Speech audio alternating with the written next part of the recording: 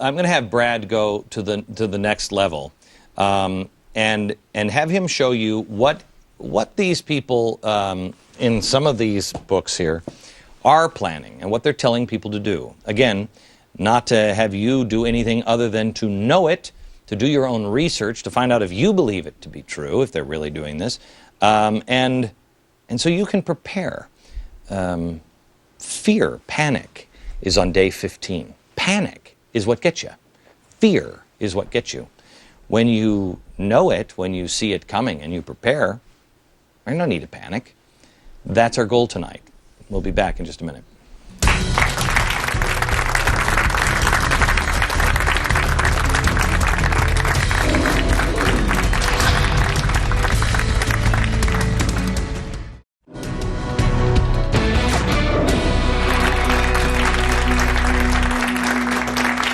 Back with me is Damon Vickers, Managing Director of 9 Points Capital Partner, and novelist Brad Thor, who also was part of wargaming with the federal government. And you did this particular kind of issue of civil unrest. We did all kinds of stuff. There were concerns about, it was focused on terrorism and any kind of terrorism, be that from outside or inside the country. Okay. You were just saying in the break that we are in a place where the government, 2 years ago? 2 years ago, there was a report produced by the U.S. Army War College's Strategic Institute that warned that the United States may experience massive civil unrest in the wake of a series of crises which they labeled strategic shocks.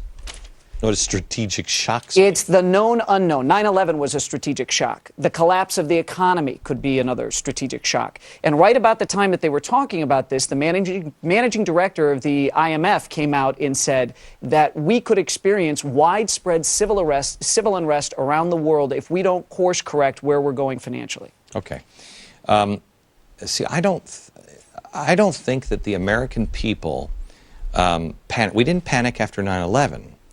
But when you have global meltdown, and then you have the forces moving into a new world order, and you have power taken from people and their money, especially now in this atmosphere, we started seeing it under the Bush administration, where people like me in 2004 started waking up going, wait, something's wrong here. And you're just seeing it. It's like a puppet show. You're watching a puppet show.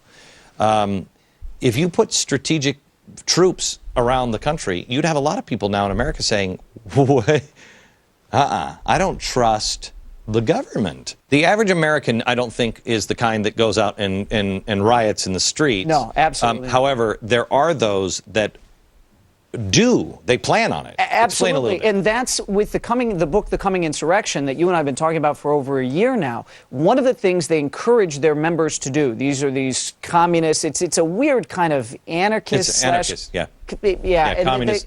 They hope to bring the utopia afterwards. But the idea is to destroy capitalism from within a country. So you weaken it, you flood it, you do the Cloward pivot, and you overwhelm it.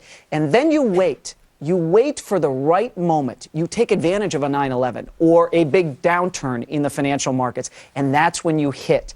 And from The Coming Insurrection, you go to the ABCs of Revolution manual, which is another book that you have there, and that's where it gets scary, because Explain what's in it. It is all about the way to do it. It is a take no prisoners, kill all the hostages, go into neighborhoods, burn them to the ground, particularly focus on the churches and places of worship, so people have no place to go for spiritual refuge and guidance in this time. But they are encouraging people, IEDs, car bombs, Brad, you have wargamed. You have written novels for, your job as a novelist is to come up with spooky scenarios. I have to tell you, when I first read this, I read this about 2 years ago. When I first read this is the spookiest damn book I've ever read. This is 2 years ago. I've read worse now.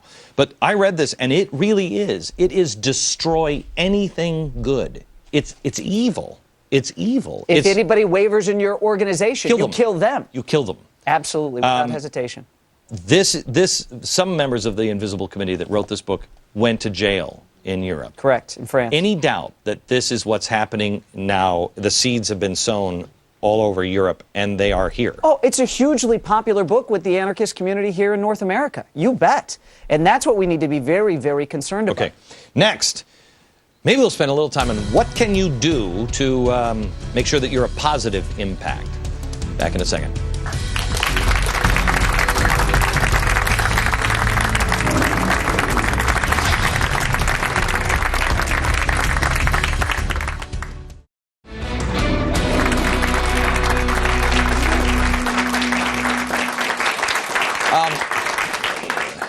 Let me just ask the audience this. We were talking in the break that I said,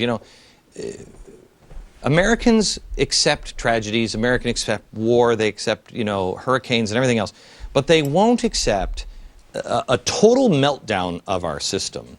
And then the people at, the Wall Street or giant global corporations that don't care about anything, the government, labor unions, and everybody else that they see as like part of the problem, they won't accept, okay, now here's what we're going to do. Here's what we're going to do. We're going to be a new world order. We're going to push it up into a bigger structure. Nobody would accept that. But you wouldn't turn on your neighbors. But you would say, no to that. Am I right or wrong on that? Right? You'd help each other. You'd help neighbors out. Now, here's the problem. If this happens, the forces are trying to get us to turn on each other. So let me ask both of you, and Damon, let me start with you. What does the average person do? You wrote this book for a reason. What do you do with this information besides go home and go, oh my gosh, what do you do to be a positive force? Well, you're driving a car and the car is headed for the embankment. The kids are in the back. It can be really bad. You're headed for something very horrific. You could look away, pretend it's not happening, or you could take command of the wheel and do your best to control the crash. And so, isn't that what George Soros says he's doing? A controlled. George Soros is an opportunist, a runner of funds, and he might like to make some money from it. No, no, that's not you, George. You're much worse. We have with tremendous pain and suffering and social pain.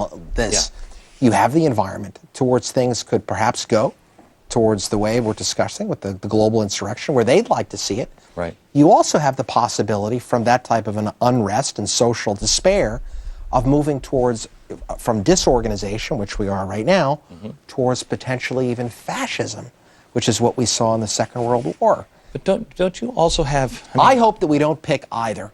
And I would say that in spite of the fact of a new world order being potentially a scary thing, that there's a growing awareness that all of us are a part of one planet and one community, and that we're moving towards oneness, whether it's Facebook or whether it's that society wants to be closer with one another. I don't, and I believe in American exceptionalism. And that we have the opportunity to now,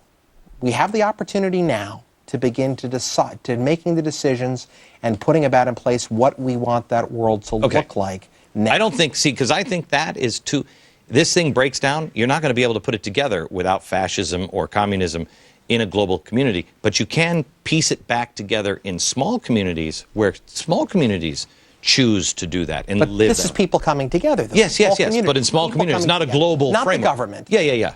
But people. Correct. I agree with that. You still don't agree with that? Well, no, I agree within the context of America and what makes America great and why American exceptionalism exists. I mean, it's something that's incredibly important for the rest of the world to follow us, not for us to be part of some one world, new world order. But I think, Brad, if you're talking about, if I'm on the same page with you guys, you're talking about flag don't mean nothing, Jack. Nothing means anything anymore. You got to start. Am I wrong, Damon? That's what you're talking about, right? Nothing means anything anymore. There is nothing of value. You got to start from scratch.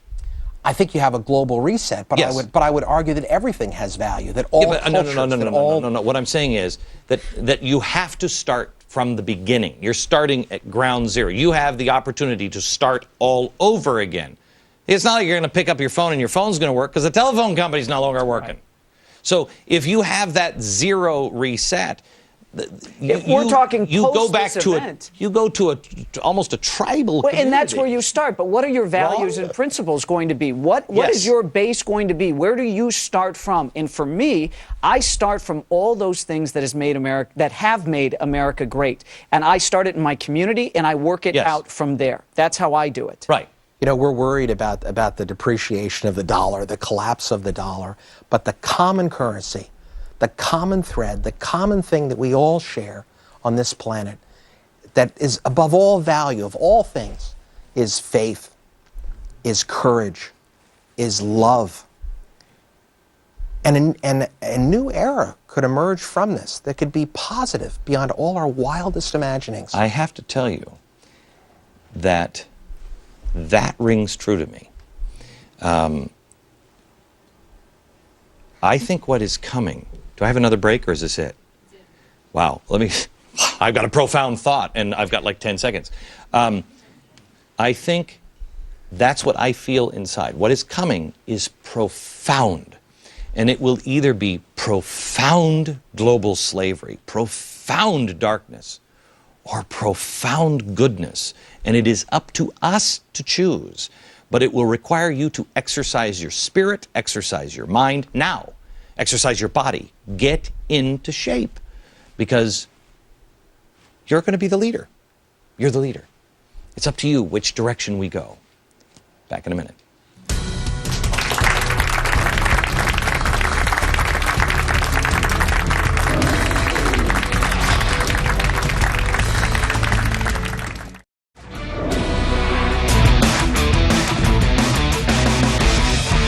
From New York, good night, America.